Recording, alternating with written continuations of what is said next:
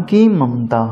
اشفاق احمد اکثر کہا کرتے تھے کہ آدمی عورت سے محبت کرتا ہے جبکہ عورت اپنی اولاد سے محبت کرتی ہے۔ اس بات کی مکمل سمجھ اس رات آئی۔ یہ گزشتہ صدی کے آخری سال کی موسم بہار کی ایک رات تھی۔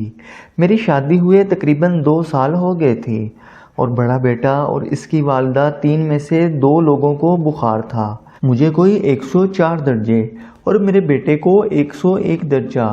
اگرچہ میری حالت میرے بیٹے سے کہیں زیادہ خراب تھی، تاہم میں نے یہ محسوس کیا کہ جیسے کمرے میں صرف 2 ہی لوگ ہیں، میرا بیٹا اور اس کی والدہ۔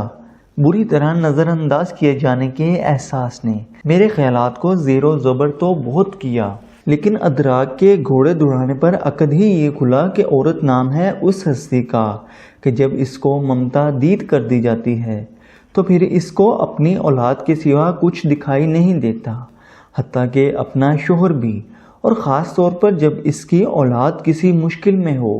اس کے ساتھ ہی ایک نتیجہ اور بھی نکالا میں نے، اور وہ یہ کہ اگر میرے بیٹے کے درد کا درمان اس کی والدہ کی آغوش ہوگی۔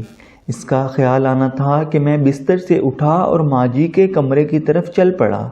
رات کے 2 بجے تھی، پر جو ہی میں نے ان کے کمرے کا دروازہ کھولا تو فوراً اٹھ کر بیٹھ گئیں، جیسے میرا ہی انتظار کر رہی ہوں۔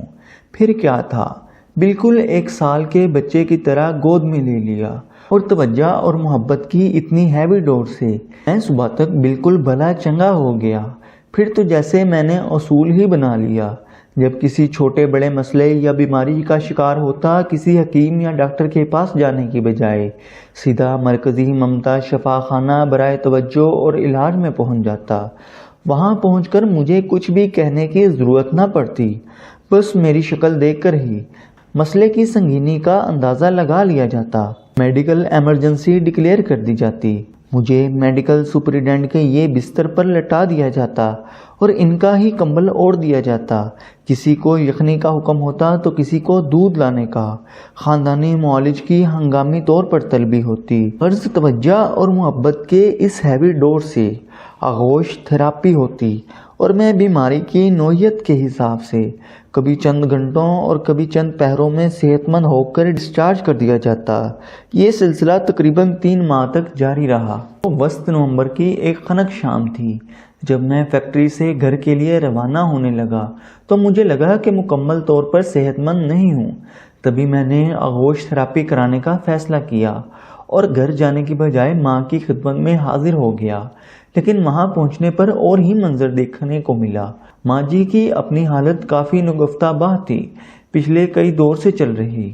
پھیپھڑوں کے عارضے کے باعث بخار اور درد کا دور چل رہا تھا۔ میں خود کو بھول کر ان کی تیمارداری میں جت گیا۔ مختلف ادویات دیں، خوراک کے معروف ٹوٹکے آزمائے، مٹھی چاپی کی مختصر یہ کوئی 2 گھنٹے کی آؤبکت کے بعد ان کی طبیعت سنبھلی اور وہ سو گئیں۔ میں اٹھ کر گھر سے چلا گیا۔ ابھی گھر پہنچے آدھا گھنٹہ ہی گزرا ہوگا کہ فون کی گھنٹی بجی۔ دیکھا تو چھوٹے بھائی کا نمبر تھا۔ 100 طرح کے وہم ایک پل میں آ کر گزر گئے۔ جٹ سے فون اٹھایا اور فوراً پوچھا، بھائی سب خیریت ہی ہے نا؟ بھائی بولا، سب خیریت ہے۔